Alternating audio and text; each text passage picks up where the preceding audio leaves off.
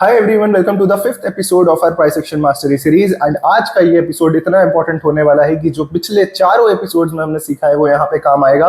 And अगर आपने पिछले चारों एपिसोड्स ढंग से नहीं देखे, आपने सिर्फ ऊपर ऊपर से देखे हैं और आप सीधे इस एपिसोड पे जंप कर चुके हो, तो I highly recommend you, advise you कि आप जाओ और पहले वो 4 एपिसोड्स अच्छे से देखो एंड उसके बाद इसमें आओ। बिकॉज टाइम फ्रेम एक बहुत ही ज्यादा ऐसी चीज है जो आप इसमें सबसे ज्यादा गलतियां करते हैं लोग, क्योंकि वो अपने दिमाग को नहीं कंट्रोल कर पाते और दूसरी चीज वो इस चीज को समझ नहीं पाते कि एक्चुअली में एक टाइम फ्रेम, एक मल्टी टाइम फ्रेम एनालिसिस का मतलब एक्चुअली में होता क्या है और उसको किस तरीके से यूज करना है, ये कितना ज्यादा हेल्पफुल है। आज हम कुछ एग्जांपल्स यहाँ पे सीखने वाले हैं और क्या बेस्ट टाइम फ्रेम रहेगा ऑफ कोर्स आपकी स्विंग ट्रेडिंग के लिए, आपकी लॉन्ग टर्म ट्रेड्स के लिए, आपकी पोजिशनल ट्रेड्स के लिए, हर एक चीज हम यहाँ पे समझने वाले हैं। तो ये कोई सिर्फ स्विंग ट्रेडिंग के लिए वीडियो नहीं है, ये हर एक इंसान के लिए जो जिस भी टाइप की ट्रेडिंग करना पसंद करता है। राइट नाउ हम लोग स्टार्ट करेंगे अपनी स्क्रीन के ऊपर से और सबसे पहले हम लोग यही देखेंगे कि एक्चुअली में मल्टी टाइम फ्रेम एनालिसिस होता क्या है। एंड यस, एक बहुत इंपॉर्टेंट चीज, आई नो इस टॉपिक को समझने में थोड़ा टाइम लगता है लोगों को, तो जो भी आपके दिमाग में डाउट्स आए उनको आप एक जगह नोट करते जाना। जब ये वीडियो पूरा एंड हो जाए और उसके बाद भी अगर आपको उसके आंसर्स ना मिले तो आप कमेंट सेक्शन में जरूर उन्हें पूछ सकते हो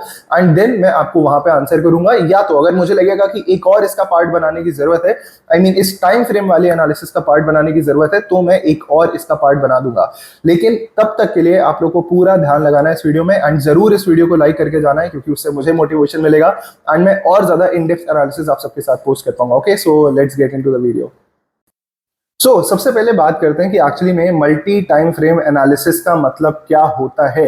तो जब भी आप इस चीज को अपने दिमाग में लाओ तो आपको ये समझना है कि हम मल्टीपल टाइम फ्रेम्स के बारे में बात करने वाले हैं, विच मींस कि डेली और यहाँ पे आवरली या फिर यहाँ पे मंथली, किसी भी एक टाइम फ्रेम को हमें नहीं पकड़ना है, हमें इसके साथ मर्ज करना है बाकी के 2 टाइम फ्रेम्स को।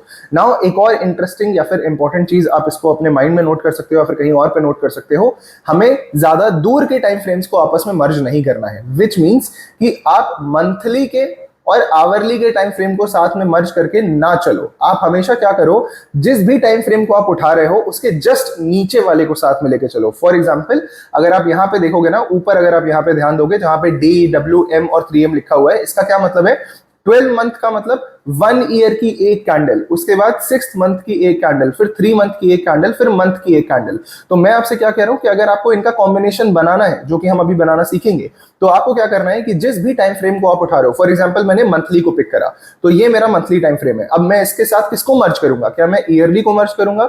मैं हाफ ईयरली को मर्ज करूंगा? नहीं, मैं किसको मर्ज करूंगा? इसके जस्ट नीचे वाले को, विच मीन्स मैं वीकली की तरफ जाऊंगा एंड उसके साथ डेली की तरफ जाऊंगा। तो इस तरीके से आपको हमेशा कॉम्बिनेशन बनाने हैं, कभी भी वीकली का और क्वार्टरली का नहीं बनाना है, ईयरली का और डेली का नहीं बनाना है। हमेशा जिस टाइम फ्रेम को आप उठा रहे हो, सबसे पहले सबसे बड़े टाइम फ्रेम को उठाओ एंड उसके बाद उसके नीचे वाले से उसका कॉम्बिनेशन बनाना शुरू करो। ये हो गया पहला पॉइंट। सेकेंड पॉइंट, आपको कभी भी 3 टाइम फ्रेम से ज्यादा का कॉम्बिनेशन नहीं बनाना है, अदरवाइज वो किसी काम का नहीं रहेगा और आप सिर्फ और सिर्फ कंफ्यूज होगे। हमेशा बेस्ट क्या काम करते हैं? 3 या तो 2 टाइम फ्रेम के कॉम्बिनेशन। और जो सबसे ज्यादा कॉमन है, जो सबसे ज्यादा हेल्पफुल भी होते हैं, उनका भी मैं आपको यहाँ पे नाम बता देता हूं। एंड ये मैं बिल्कुल भी आपको इंट्राडे पर्पस से नहीं बता रहा हूं, तो आप उसको अवॉइड करिएगा। यहाँ पे हम इंट्राडे की बात नहीं करते हैं, हम सिर्फ डिलीवरी ट्रेड्स की बात करते हैं। नाउ मेरे लिए जो सबसे अच्छा काम करते हैं वो कौन से है? Monthly, weekly and daily. तो आपने देखा मैंने क्या करा, सबसे बड़ा वाला टाइम फ्रेम उठाया, उसके फिर नीचे वाला एंड उसके बाद उससे छोटा वाला। अब यहाँ पे चीज क्या आती है, समझना जरूरी है बहुत ज्यादा कि हम लोग 3 टाइम फ्रेम्स में क्या देखते हैं। तो अगर मुझे कोई भी ट्रेड लेना है तो सबसे पहले मैं क्या देखूंगा? उसका मंथली टाइम फ्रेम। इससे मुझे क्या पता चलेगा कि ओवरऑल ट्रेंड कैसा है स्टॉक का। ओके, तो हम यहाँ पे ट्रेंड की बात करने वाले हैं कि ओवरऑल स्टॉक हमें कैसा दिख रहा है, कैसा ट्रेंड है स्टॉक का। दूसरी चीज, जब हम यहाँ पे वीकली टाइम फ्रेम देखते हैं तो हम यहाँ पे क्या ढूंढेंगे? यहाँ पे हम ढूंढेंगे सपोर्ट्स एंड रेजिस्टेंस। हम देखेंगे कि कोई आसपास ऐसा लेवल तो नहीं है जो हमें टारगेट लेने से रोक सकता है। उसके बाद जो हम थर्ड चीज यहाँ पे देखेंगे, जो हम डेली टाइम फ्रेम पे देखते हैं, वो क्या देखते हैं? हम एंट्री। ओके, नाउ यहाँ पे ऐसा नहीं कि आपको 3 टाइम फ्रेम ही लेना है, आप सिर्फ 2 से भी काम चला सकते हो। अभी हम आगे इस चीज को डिस्कस करेंगे। तो 3 एक अच्छा पॉइंट होता है, 2 भी आप यूज कर सकते हो। नाउ अगर हमें सिर्फ और सिर्फ वीकली और डेली को यूज करना है तो हम यहाँ पे क्या देखना पसंद करेंगे?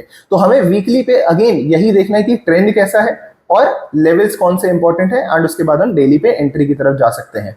नाउ यहाँ पे आपने एक चीज समझ ली कि क्या तीन चीजें हमें देखनी है। हमें देखना है कि ओवरऑल ट्रेंड कैसा है स्टॉक का। मैं आपको ये नहीं बताऊंगा कि इसका लाइक हायर हाइज बन रहा है, लोअर हाइज बन रहा है, ये सब चीजें नहीं, आपको सिर्फ स्क्रीन पे देखना है एंड आपको ट्रेंड पता चल जाएगा। ओके, सेकंड पॉइंट कौन सा आता है, आपको लेवल्स मार्क करने आने चाहिए। तो लेवल्स किस आप किस टाइम फ्रेम पे अच्छे से लेवल्स मार्क कर पाओगे, ये सब चीजें जो अभी हम आगे अगेन सीखने वाले हैं। तो मंथली पे हमने ट्रेंड देखा, फिर हमने सपोर्ट रेजिस्टेंस देखा, और फाइनली जब हमें एंट्री करनी है तो हम छोटे टाइम फ्रेम की तरफ आते हैं।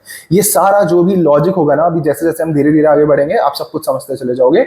अभी मैंने सिर्फ यहाँ पे आपको बेसिक तौर पे बता दिया है। अगर कुछ चीजें सर के ऊपर से जा रही है, लेट इट गो। ओके, कोई दिक्कत वाली चीज नहीं है। अभी हम जैसे ही एग्जांपल्स में कूदेंगे ना, आप सब अच्छे से समझ जाओगे। नाउ अब हम चलते हैं जरा एक एग्जांपल के ऊपर कि यहाँ पे ये मल्टी टाइम फ्रेम एनालिसिस का ओवरऑल मतलब क्या होता है, एंड मेरे लिए ये मंथली, वीकली, डेली इतना अच्छे से काम क्यों करते हैं। हम एक स्टॉक की बात करते हैं यहाँ पे जिसका नाम है GICRE। अब यहाँ पे सबसे पहले तो मैं आपको ये दिखाऊंगा कि जो इंसान मल्टी टाइम फ्रेम एनालिसिस नहीं करता है वो कैसे फंसता है स्टॉक्स में। ओके, तो हम यहाँ पे क्या देखते हैं, इसे हटा देते हैं। नाउ हम यहाँ पे सबसे पहले आते हैं एक बार मंथली टाइम फ्रेम पे। ओके, नाउ अगर आप मंथली टाइम फ्रेम पे देखोगे तो आपको ये ऑल टाइम हाई ब्रेकआउट दिखेगा।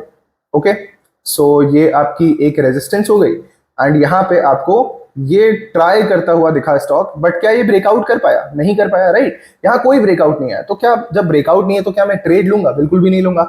बट जो इंसान बड़ा टाइम फ्रेम नहीं देखता है वो क्या चीज मिस करता है, आपको पता है। उसने वीकली चार्ट यहाँ पे लगाया, उसने यहाँ पे क्या देखा कि यार देखो ये रेजिस्टेंस था। ओके, थोड़ा आगे आते हैं, यहाँ पे एक और रेजिस्टेंस लिया, ब्रेक नहीं कर पाया, यहाँ पे भी रेजिस्टेंस लिया, ब्रेक नहीं कर पाया, और यहाँ पे कितनी अच्छी बुलिश कैंडल बना दी। अब यहाँ पे तो ब्रेकआउट आ गया, राइट। तो वीकली जो भी इंसान ने देखा होगा उसके लिए यहाँ पे एक ब्रेकआउट आ गया, और जैसे ही ब्रेकआउट कैंडल क्लोज हुई जहां पे हमारी बाइंग रहती है, तो 500 रुपए पे इंसान ने बाई करा होगा। एसएल होगा उसका 420 रुपए का, विच मीन्स कहीं ना कहीं उसका 15-16% का एसएल यहाँ पे हिट हो गया और उसे एग्जिट लेना पड़ा।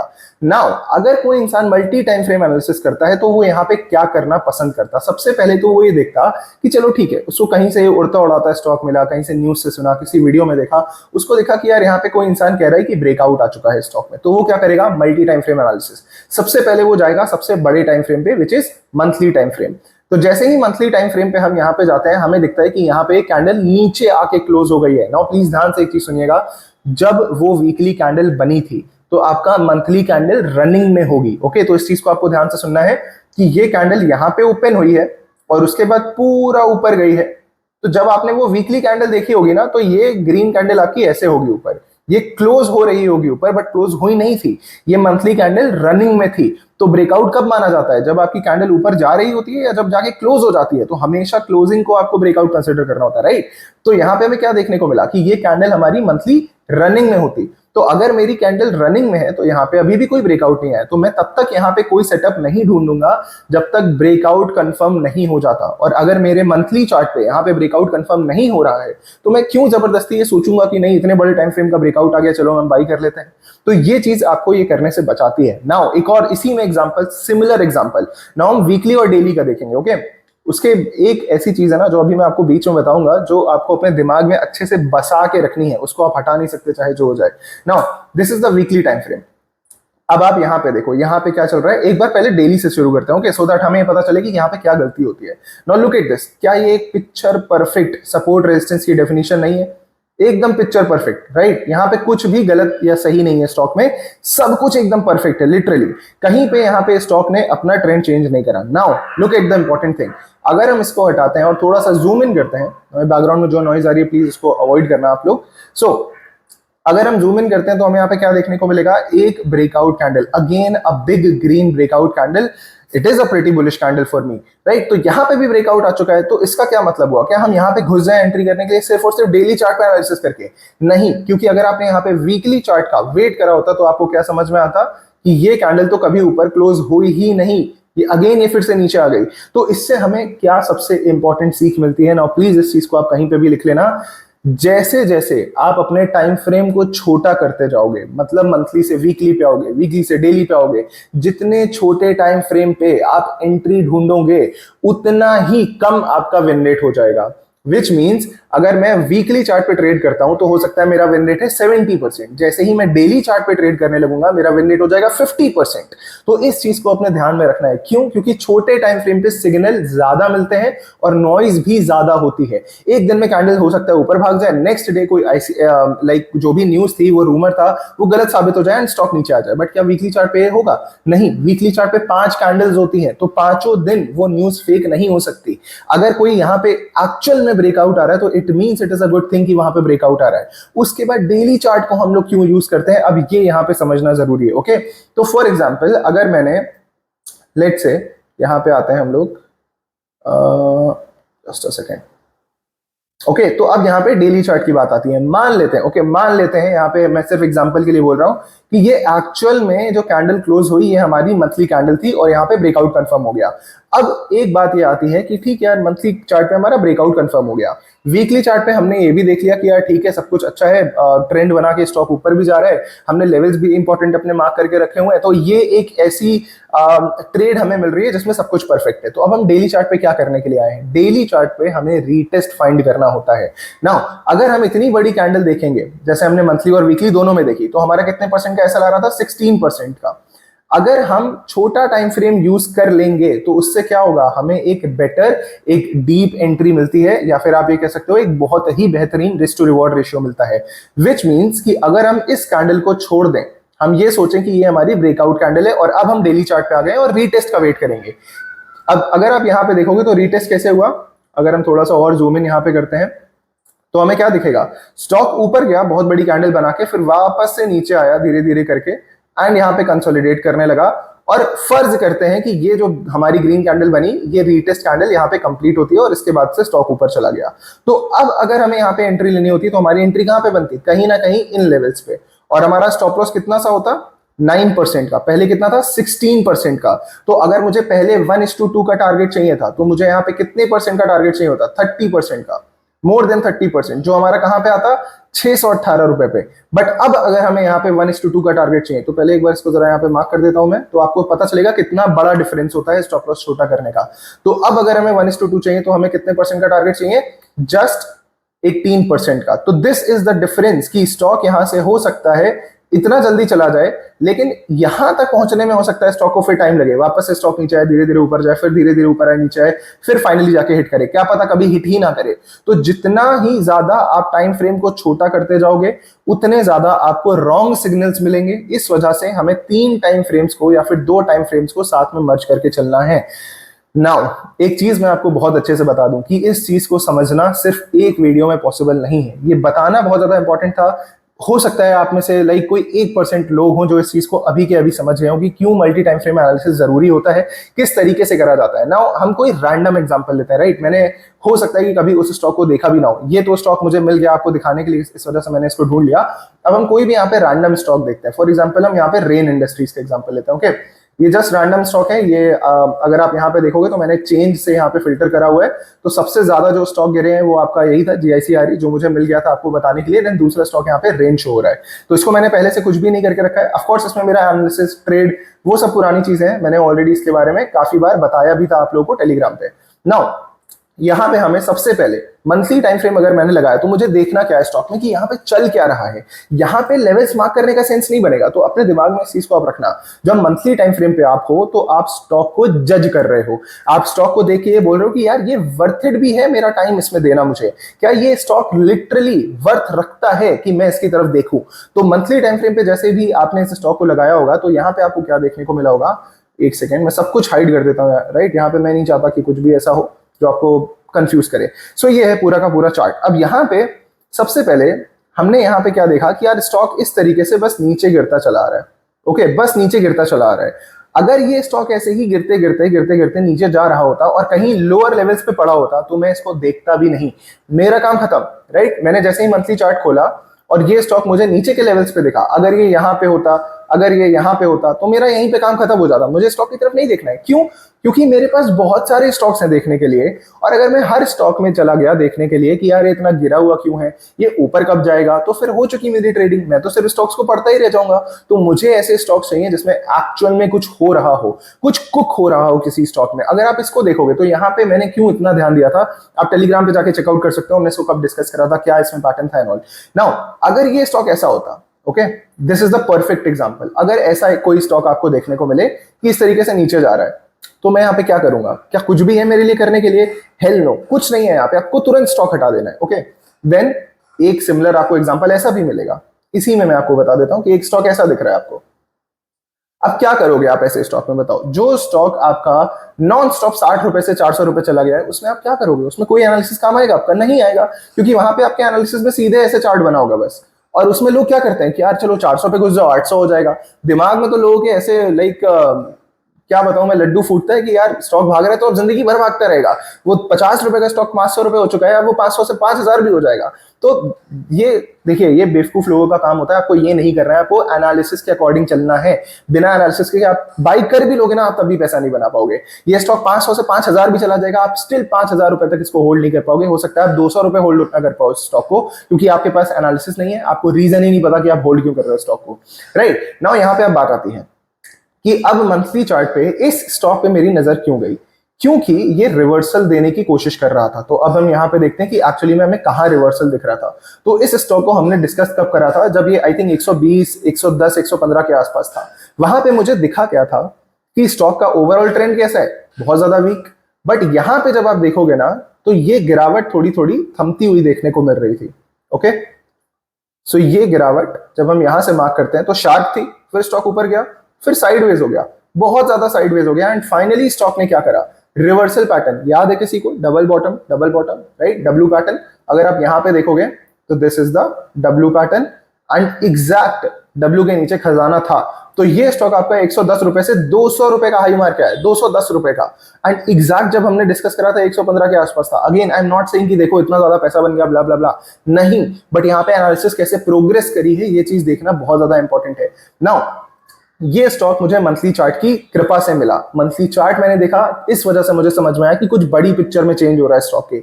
अब मैं क्या करूंगा? क्या मैं मंथली चार्ट पे ट्रेड कर सकता हूं? क्या मैं मंथली चार्ट पे एंट्री ले सकता हूं? एक बार कोशिश करने की कोशिश करते हैं। ओके, कोशिश करने की कोशिश करते हैं। So this is the breakout candle for me. अगर आप यहां पे देखोगे तो ये आपका डबल बॉटम पैटर्न बना। ओके, ये आपकी ब्रेकआउट कैंडल हो गई।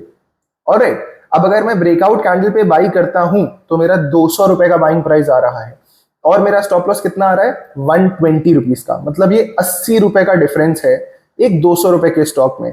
40% का एसएल क्या मैं दे सकता हूं किसी स्टॉक में? नहीं, क्योंकि फिर मुझे टारगेट कितना चाहिए? डबल के आसपास, या फिर उससे भी ज्यादा, 100-120% मुझे टारगेट चाहिए। क्या मिलेंगे? नहीं मिलेंगे, बहुत इजीली नहीं मिलेंगे। ऑफ कोर्स मिलने को तो मिल सकते हैं। तो हम क्या करेंगे? हम मंथली चार्ट पे सिर्फ इतना देख सकते हैं कि हाँ यार यहाँ पे कुछ चेंज हो रहा है। तो मैंने ये चेंज कब नोटिस करा था? जब ये स्टॉक डबल बॉटम बना रहा था। तो यहाँ पे हमें क्या समझ में आता है कि यार ये डबल बॉटम के सपोर्ट पे है स्टॉक। प्लीज इस चीज को समझने की कोशिश करिए। ये थोड़ा सा कॉम्प्लेक्स हो सकता है जो चीज अभी मैं बताने की कोशिश कर रहा हूं, बट अगर आप ये चीज समझ गए तो आपके जिंदगी भर काम आने वाली है। तो मुझे क्या पता चला? मंथली चार्ट पे स्टॉक डबल बॉटम फॉर्मेशन करना शुरू कर चुका है। तो अब मुझे देखना है यहाँ पे एंट्री अपनी। तो एंट्री के लिए मैं क्या करता हूं? मैं वीकली चार्ट पे भी जा सकता हूं और मैं डेली पे भी जा सकता हूं, बट वीकली पहले देखना जरूरी है। तो जब हम वीकली पाएंगे तो हमें क्या पता चलेगा? वही जो डब्ल्यू पैटर्न था वो अब और ज्यादा स्ट्रेच हो चुका है, राइट, कुछ इस तरीके से। अब यहां तो ब्रेकआउट आ चुका है जो हमने डिस्कस करा था। हमने एंट्री का मतलब मैंने पर्सनली कहां पे डिस्कस करा था स्टॉक? जब यहां पे था। किस तरीके से डिस्कस करा था वो भी अभी हम समझेंगे। बट अभी जहां पे अभी ये स्टॉक चल रहा है वहां पे क्या डिस्कशन हो सकता है?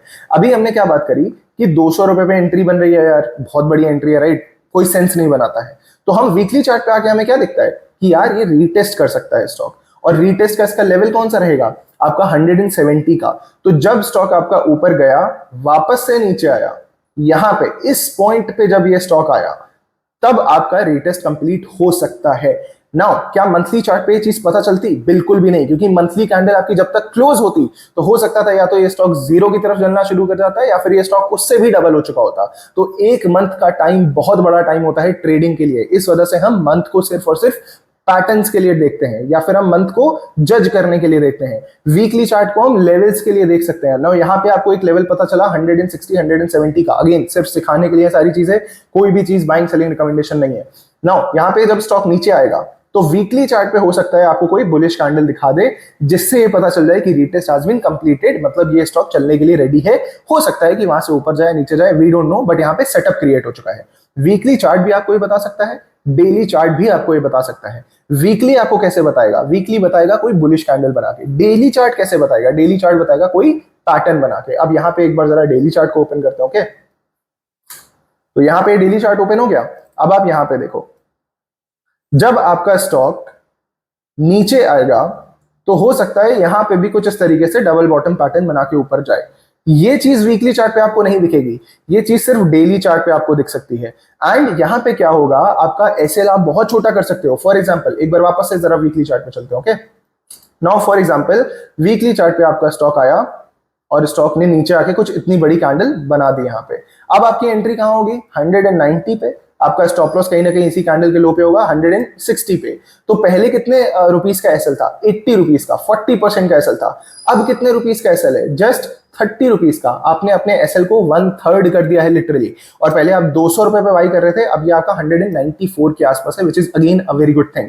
तो आपने अपने एसएल को बहुत छोटा कर दिया। अब एक शार्प एंट्री लेने का मतलब क्या होता है? मतलब आप और ज्यादा छोटे टाइम फ्रेम पे जाओगे। प्लीज हर एक चीज को ध्यान से सुनिएगा। मैं कितनी बार ये बोलूं मुझे खुद नहीं पता, लेकिन आपको ये वीडियो मल्टीपल टाइम्स देखना पड़ेगा। ओके, सो यहाँ पे हम डेली चार्ट पे आते हैं। अब यहाँ पे फॉर एग्जांपल स्टॉक नीचे आया एंड स्टॉक ने कुछ इसी टाइप से आपका डबल बॉटम पैटर्न फॉर्मेशन शुरू करा। अब यहाँ पे क्या हो सकता है, इस डबल बॉटम में आपकी एंट्री यहीं पे ही बन सकती है 180 के आसपास, और एसएल क्या हो सकता है 160 के आसपास। 20 रुपीस का एसएल, आपने अपना एसएल और ज्यादा कट कर दिया। आप 80 रुपीज से 20 रुपीज पे आ चुके हो अपने एसएल पे, राइट? 40% से अब आप लेस देन 10% पे आ चुके हो लिटरली यहाँ पे आते आते। तो इसको हम बोलते हैं मल्टी टाइम फ्रेम एनालिसिस। कि मंथली चार्ट पे मुझे क्या पता चला, यहाँ पे कुछ इंटरेस्टिंग हो रहा है, डबल बॉटम पैटर्न बन रहा है। मैं वीकली चार्ट पे गया, मुझे और ज्यादा क्लियरली सारी चीजें दिखने लगी। यहाँ पे उस टाइम पे जब हमने डिस्कस करा था कैसे करा था, अभी हम देखने वाले हैं। बट अभी यहाँ पे मुझे वीकली चार्ट पे भी ब्रेकआउट दिखा, मुझे यहाँ पे दिखा कि हो सकता है रीटेस्ट हो एंड उसके बाद स्टॉक में गो अप। नाउ इसी के साथ साथ आप यहाँ पे और क्या कर सकते हो? अब क्या वीकली चार्ट पे आप यहाँ पे रेजिस्टेंस देख सकते हो? तो बिल्कुल, आपको ये रेजिस्टेंस देखने को भी मिल गया। अब आपको समझ में आ गया कि अच्छा स्टॉक रेजिस्टेंस से हिट करके नीचे आ रहा है। ओके, तो अगर यहाँ पे मेरी एंट्री बनती भी है तो मेरे सामने यही एक इंपॉर्टेंट रेजिस्टेंस रहेगा फिर से, क्योंकि अभी इसका ब्रेकआउट नहीं आया है। बट ये कितनी बार टेस्ट हो चुका है? 1 2 3 4, राइट? एंड यहाँ पे अगर आया तो 5th टाइम टेस्ट हो जाएगा, विच मीन्स हो सकता है इसका भी ब्रेकआउट आ जाए। क्यों? क्योंकि ये क्या बना रहा है, अगर आप देखोगे तो ये आपका लेफ्ट शोल्डर हो गया, ये आपका पूरा हेड हो गया। एंड अगर स्टॉक कुछ इस तरीके से मूव करता है तो ये आपका हेड एंड शोल्डर पैटर्न हो सकता है, which is the reverse head and shoulder pattern. And then इसका टारगेट तो और ज्यादा बड़ा आ सकता है। एंड इसके बाद नेक्स्ट आपका रेजिस्टेंस वैसे भी यहाँ पे है, विच इज आपका 300 के आसपास। तो आई होप कि आप धीरे धीरे सारी चीजें समझ रहे हो। चार्ट रीड करना इतना ज्यादा इजी नहीं होता है, इस वजह से जिनको समझ में नहीं आता उन्हें लगता है कि बस यहाँ पे तो मजे चल रहे हैं, कुछ भी ड्रॉ कर दो चार्ट पे। ऐसे नहीं चलता है चार्ट। तो चार्ट अगर आपको अच्छे से समझना है तो आपको मल्टीपल टाइम फ्रेम एनालिसिस आना ही आना चाहिए, अदरवाइज आप नहीं समझ पाओगे। नाउ अब हम बात करते हैं कि लास्ट टाइम जब हमने यहाँ पे स्टॉक को डिस्कस करा था तो कैसे करा था। सेम मंथली चार्ट मैंने आपको ऑलरेडी बता दिया यहाँ पे क्या चल रहा था। ओके, नाउ वीकली चार्ट की बात करते हैं, और अब मैं अपना एनालिसिस यहाँ पे आपको ओपन करके दिखाता हूँ जो भी हमने उस टाइम पे करा था। ऑलराइट, आई होप आप इस चीज को समझे हो। ओके, मंथली चार्ट पे आते हैं। हमें क्या देखने को मिला? एक ट्रेंड लाइन। ओके, हमें ये चीज समझ में आ रही थी, स्टॉक बहुत तेजी से नीचे आ रहा था। उसके बाद हमें यहाँ पे क्या दिखा? एक लोअर ट्रेंड लाइन थी, राइट? बट यहाँ पे लोअर ट्रेंड लाइन में क्या हुआ? स्टॉक यहाँ से और नीचे नहीं चला गया, स्टॉक ने इक्वल बॉटम बना दिया यहाँ पे, which is a double bottom pattern. तो मैंने क्या करा? मैं गया वीकली चार्ट पे। अब आप लोग मुझे बताओ, जब ये डबल बॉटम पैटर्न बना था, यहां पे जब स्टॉक था, मेरे पास कोई पैटर्न नहीं था इसको बाई करने का, तो मैं इसको बाई कैसे करता? मुझे पैटर्न चाहिए, कहीं पे भी मुझे पैटर्न चाहिए बाई करने के लिए, राइट? मैं सिर्फ एक कैंडल देख के बाई नहीं कर सकता। अगर मुझे एक कैंडल देख के बाई करना भी था तो मेरे पास एक कैंडल थी, अगर आप यहां पे देखोगे तो that was the doji candle. हम लोग डोजी कैंडल देखते हैं, राइट? हमने क्या सीखा, डोजी कैंडल का मतलब क्या होता है, ट्रेंड रिवर्स हो सकता है, अनडिसाइसिवनेस होती है। जब इसका हाई ब्रेक हो जाता है तो यहां से स्टॉक माइट गो अप। इसका हाई ब्रेक कहां पे हुआ, इसी कैंडल में 115 के आसपास, और उसके बाद स्टॉक क्या हुआ, ऊपर गया। बट क्या सिर्फ मैं एक कैंडल से यहां पे अपना पैसा डाल सकता हूं? देखिए चार्ट पे चीजें बताना, पास्ट में क्या हुआ, अभी क्या हो रहा है, इतना पैसा कमा लिया, वो सब फालतू की बातें हैं। आप एक्चुअल में अपना पैसा डाल सकते हो क्या? अगर मेरे पास 1 करोड़ का कैपिटल है फॉर एग्जाम्पल, और मुझे स्विंग ट्रेड करना है, तो मैं अपना जो भी रिस्क मैनेजमेंट रखता हूं उसके अकॉर्डिंग मुझे यहाँ पे 20 से 25 लाख रुपए डालने होते हैं। रेन इंडस्ट्री जैसे स्टॉक में जो इतने टाइम से गिरता ही गिरता चला आ रहा है, एंड आज उसमें एक कैंडल ऐसी बन गई कि बस मेरा मन कर गया कि चलो 25 लाख रुपए डाल देते हैं। क्या होता अगर ये गैप डाउन ओपन होता और या फिर 20% का लोअर सर्किट लग जाता, मेरी कैपिटल की धज्जियां हो जाती। क्या मैं ये काम कर सकता हूं? बहुत मुश्किल है मेरे लिए। तो मैं एक कैंडल पे पैसा नहीं डालता हूं। तो इसी वजह से जितने भी लोग हैं ना जो बहुत रिस्की ट्रेड्स लेना पसंद करते हैं, पेनी स्टॉक में पैसा डाल देंगे, 5 रुपए का स्टॉक 10 रुपए हो गया, मैं उनसे एक चैलेंज लेना यहाँ पे प्रेफर करूंगा। मैं उनसे कहूंगा आप मेरा एक चैलेंज लो, किसी दिन बड़ा कैपिटल लेके आओ और डाल के देखो एक बार उसमें बड़ा कैपिटल। अगर आप रात में सो लिए चैन सुकून से, तो आप मेरा नाम बदल देना। सिर्फ उन ट्रेड्स में आप पैसा डाल सकते हो और चैन से सो सकते हो जिसमें कोई पैटर्न हो, जिसमें एक्चुअल में आपको दिख रहा हो कि यहाँ पे कुछ हो रहा है। इवन आफ्टर दैट अगर एसएल हिट होता है तो आपको एक्सेप्ट करना पड़ेगा। क्या पता ट्रम्प कुछ कर दे, क्या पता कोई कुछ कर दे। तो यहाँ पे ट्रेडिंग में हमेशा आपका रिस्क बना रहता है, but that does not mean कि आप ट्रेडिंग ही करना छोड़ दो जीवन भर के लिए। बिकॉज अगर हर ट्रेड में आपके लोअर सर्किट लग रहे हैं 20% के, तो उसका मतलब मार्केट में गलती नहीं है, आप में गलती है, राइट। तो यहाँ पे अब हम देखते हैं कि एक्चुअली में हमने कैसे डिस्कस करा। तो वीकली चार्ट पे मैं एक कैंडल की वजह से नहीं घुस सकता, तो मुझे कोई पैटर्न चाहिए, तो हम डेली चार्ट पे गए। अब डेली चार्ट पे मुझे यहाँ पे एक बहुत ही प्यारा सा, बहुत ही सुंदर सा पैटर्न देखने को मिला। अगर आप इसको देखोगे, ये है आपका cup and handle pattern, okay. तो अभी तक यहां पे क्या हो रहा था, स्टॉक नीचे आ रहा था, बहुत तेजी से नीचे आ रहा था, फिर यहां पे क्या हुआ, थोड़ा सा पॉज लिया और नीचे आया, बॉटम बनाया, ऊपर गया, एक और यहां पे नीचे आने की कोशिश करी और कुछ इस तरीके से ब्रेकआउट कर दिया। अब इसको अगर आप ध्यान से देखोगे तो यहां पे कोई reverse head and shoulder pattern नहीं है, it is just a simple cup and handle pattern, okay. This is your complete cup, this is your complete handle. इसका ब्रेकआउट भी आ गया प्रॉपर, एंड यहीं पे कहीं हमने इसको डिस्कस भी करा था। देन इसके बाद क्या हुआ, जैसे जैसे स्टॉक ऊपर जाता है आपको और पैटर्न्स देखने को मिलते हैं। क्या यहाँ पे हमें और कोई पैटर्न देखने को मिल रहा है, कोई रिवर्सल पैटर्न देखने को मिल रहा है? नहीं, क्योंकि रिवर्सल ऑलरेडी स्टॉक में आ चुका है, हमारा ऑलरेडी यहाँ पे ट्रेड रनिंग में। इसके बाद क्या मिलता है, कंटिन्यूअस पैटर्न्स मिलते हैं। फॉर एग्जांपल अगर आप देखो, आप में से बहुत लोगों ने इस पैटर्न के बारे में सुना होगा, मैं इसके बारे में डिस्कशन करना भी जरूरी नहीं समझता हूं, क्योंकि ये बहुत बेसिक सी चीज है। आपका स्टॉक ऊपर गया, स्टॉक ने पॉज लिया, और फिर स्टॉक ने एक और ब्रेकआउट दिया, और स्टॉक फिर ऊपर गया, स्टॉक ने एक और पॉज लिया, और स्टॉक ने फिर एक और ब्रेकआउट दिया, एंड अभी क्या हो रहा है, स्टॉक फिर ऊपर गया है, अब स्टॉक पॉज ले रहा है। नाउ लेट्स सी कि कहां की तरफ ब्रेकआउट या फिर ब्रेकडाउन आता है। तो ये कौन सा पैटर्न होता है, आपका फ्लैग एंड पोल पैटर्न होता है। बस नाम रख दिया लोगों ने, है कुछ नहीं, कंटिन्यूअस पैटर्न है, दैट्स इट। सो इसी एक सिंगल स्टॉक में हमें कप एंड हैंडल भी मिल गया। यहाँ पे अगर ट्रेड एग्जीक्यूट होती है तो मेरा टारगेट कहां तक का होगा, नेक्स्ट रेजिस्टेंस जो कि यहाँ पे था। स्टॉक ने उसको लिटरली तोड़ा, क्या उसके ऊपर ही गैप अप ओपनिंग दे दी और वहीं से और ऊपर चला गया। तो मेरा नेक्स्ट रेजिस्टेंस भी लगभग हिट हो गया। तो मैं यहाँ कहीं पे अपना प्रॉफिट बुक करूंगा। या फिर अगर मैं और ज्यादा होल्ड करना चाहता हूं तो मैं अपने स्टॉप लॉस को ऊपर की तरफ ट्रेल करता चला जाऊंगा एंड मैं इसको होल्ड करूंगा। So this is your multiple time frame analysis. मैं पर्सनली यूज करता हूं मंथली, वीकली और डेली। बहुत ही ज्यादा रेयर केसेस में मैं वीकली, डेली और आवरली भी यूज करता हूं। अब इसका मैं अगर आपको एग्जांपल देने बैठा तो ये 25-26 मिनट का जो वीडियो बन चुका है, ये 50 मिनट का बन जाएगा, which is not feasible and not possible. तो आई होप कि आपको ये मेहनत अच्छी लगी होगी। आई होप कि आप ये सारी चीजें समझे होगे अच्छे से। अगेन कोई भी डाउट है, एक बार और इस वीडियो को देखो, कहीं से ऐसी कुछ चीज है जो मैंने यहाँ पे मिस कर दी है, अब वो भी चीज कमेंट सेक्शन में लिखो एंड मैं उसको आंसर करने की कोशिश करूंगा। बट इस सीरीज को बिल्कुल भी आप हल्के में मत लो। ये फ्री है, इसका मतलब ये नहीं कि आप इसको फॉर ग्रांटेड ले लो और सोचो कि ठीक है यार देख लेंगे, कभी पड़ी हुई है यूट्यूब पे, ऐसा नहीं है। तो if you are liking this series then do hit the like button. अगर आप पूरा देख रहे हो, like it's good for me. To be honest, अगर कोई एक इंसान भी इसको पूरा देख रहा है, अच्छे से समझ रहा है और कमेंट में क्वेश्चंस पूछ रहा है, तो मेरा यहाँ पे काम सफल हो चुका है। बट अगर कोई इंसान है जो लेजी बन रहा है, जो नहीं देखना चाहता है, उसको या तो ऐसा लग रहा है कि नहीं आ रही है तो बहुत सारी चीजें मुझे समझ में नहीं आएगा, मैं खुश हूं अपना टेलीग्राम और यहाँ सबसे टिप्स लेके, तो गुड फॉर यू। आप जाओ, आप वही चीज करो। आई डोंट थिंक ये ट्रेडिंग आपके लिए है। नाउ हम लोग मिलते हैं नेक्स्ट अपने वीडियो में। Till then guys, all the very best. आप कभी भी सीखना मत छोड़ो एंड अच्छे से हर एक चीज को स्टडी करो। अगेन डाउट सॉल्विंग के लिए मैं यहाँ पे आप सबके साथ हमेशा मौजूद हूँ। Okay, thank you so much.